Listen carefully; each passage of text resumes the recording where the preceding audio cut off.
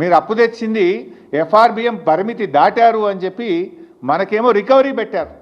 కానీ ఇప్పుడు ఆంధ్రప్రదేశ్కి ఏమంటున్నారు, మీకు 40,000 కోట్లు గ్రాంట్గా ఇస్తాం, ఇంకో 40,000 కోట్లు అదనంగా అప్పు తెచ్చుకోవడానికి ఎఫ్ఆర్బిఎం పరిమితులు దాటి కూడా మీకు పర్మిషన్ ఇస్తాం. అంటే ఆంధ్రప్రదేశ్కో నీతి, తెలంగాణకో నీతి? ఏం మేము భారతదేశంలో భాగంగా కాదా? మరి భారతదేశ అభివృద్ధిలో తెలంగాణ భాగస్వామ్యం లేదా? ఎందుకు తెలంగాణ పట్ల బీజేపీకి ఇంత కక్ష అని నేను అడుగుతా ఉన్నా. ఎందుకు బీజేపీ తెలంగాణ మీద పగబట్టింది అని నేను అడుగుతా ఉన్నా. ఇవాళ మీరు పోలవరం జాతీయ ప్రాజెక్ట్ ఇచ్చారు ఆంధ్రప్రదేశ్కు, సంతోషం, వి వెల్కమ్. మాకేం జలసీ లేదు. మాకెందుకు జాతీయ ప్రాజెక్ట్ ఇవ్వరు? మా పాలమూరు ఎత్తిపోతల పథకానికి ఎందుకు ఇవ్వరు? మా కాళేశ్వరంకి ఎందుకు ఇవ్వరు?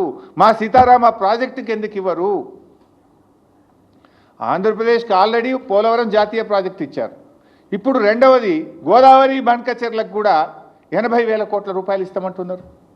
దానికి 80,000 ఇస్తారు, పోలవరంకు 80,000 కోట్లు, దాదాపు 80,000 దాటుతుంది పోలవరం కూడా.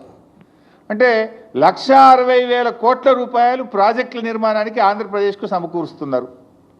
అందులో ఒక పై సంబంధం అన్న తెలంగాణకి ఇచ్చారా? 1%, 1,600 కోట్లని ఇచ్చారా అని అడుగుతా ఉన్నా నేను. ఇయ్యనప్పుడు 8 ఎంపీలు బీజేపీ గెలిచి ఏం ప్రయోజనం? 2 కేంద్ర మంత్రులు ఈ రాష్ట్రం నుంచి ఉండి ఏం ప్రయోజనం? మీరున్నది పదవులు అనుభవించడానికా, ప్రజలకు సేవ చేయడానికా? ఈ రాష్ట్ర హక్కులు కాపాడడానికా? ఈ రాష్ట్ర హక్కులు హరిస్తుంటే కళ్ళు మూసుకొని కూర్చోవడానికి ఉన్నారా అని చెప్పి నేను అడుగుతా ఉన్నా.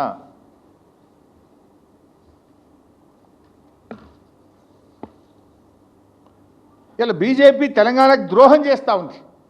ఇది తీవ్రమైన ద్రోహం. అరే మా ప్రాజెక్టులకు ఇప్పటికీ అనుమతులు ఇయ్యరు, మా సమ్మక్క సాగర్ ఇప్పటికీ ఇంకా అనుమతులు రాలేదు, మా పాలమూరు డిపిఆర్ను రిటర్న్ పంపించిండ్రు, మా దిండి ప్రాజెక్టుకు అనుమతులు ఇయ్యరు, మా ఏమో అనుమతులు ఇయ్యరు. పక్క రాష్ట్రానికి అనుమతులు లేకుండా నిధుల వర్షాన్ని కురిపిస్తున్నారు, కనక వర్షాన్ని కురిపిస్తున్నారు. ఏ అనుమతులు లేకున్నా కూడా నిధులు ఇస్తాం, ప్రాజెక్టులు కట్టండి అంటున్నారు. ఇది ఎక్కడి నీతి? మరి రాష్ట్రం నుంచి బీజేపీకి ప్రాతినిధ్యం వహిస్తున్న వాళ్ళకు బాధ్యత లేదా అని చెప్పి నేను అడుగుతా ఉన్నా. ఈరోజు కిషన్ రెడ్డి గారు చొరవ చూపాలి. అవసరమైతే మీరే ఆపండి, లేదంటే అఖిలపక్షాన్ని తీసుకుపోయినా సరే ఈ గోదావరి బనకచెర్ల ప్రాజెక్టును, అక్రమ ప్రాజెక్టును నిలిపాలి, ఆపివేయాలని చెప్పి నేను డిమాండ్ చేస్తా ఉన్నా. లేదంటే మేమందరం ఢిల్లీకి వచ్చి సిడబ్ల్యూసి కార్యాలయం ముందు బీఆర్ఎస్ పార్టీ ఆధ్వర్యంలో ధర్నా నిర్వహిస్తాం. కేంద్ర ప్రభుత్వ యొక్క ద్వంద్వ నీతిని ఢిల్లీ వేదికగా ఎండగట్టామని చెప్పి కూడా హెచ్చరిస్తా ఉన్నాం.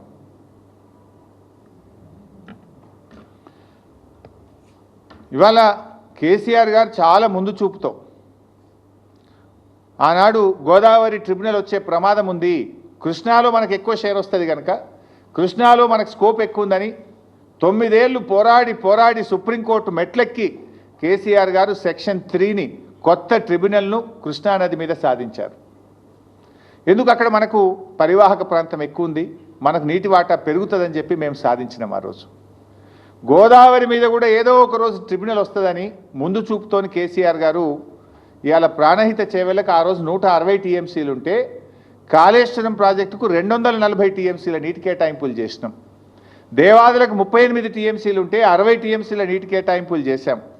సీతమ్మ సాగర్కు 67 టీఎంసీలు నీళ్లు కేటాయించాం. సమ్మక్క సాగర్కు 47 టీఎంసీలు కేటాయించాం.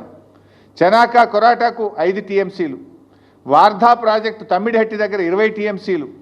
ఇట్లా ఆ 969 టీఎంసీల మనకు నీటి కేటాయింపుల్లో దాదాపు 950 టీఎంసీలకు నీళ్లు కేటాయించి ప్రాజెక్టులను ప్రారంభించుకున్నాం, కొన్ని పూర్తి చేసుకున్నాం, కొన్ని ప్రాసెస్లో ఉన్నాయి.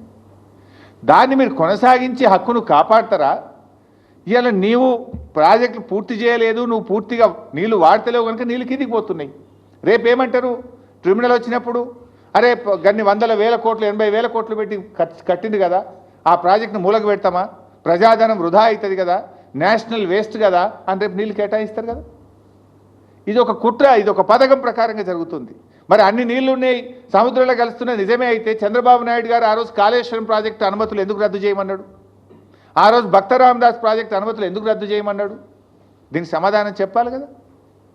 నీళ్ళు బాగున్నాయంటున్నావు కదా, ఉంటే మరి ఆ రోజు ఎందుకు ఆపమని లెటర్లు రాసినావు?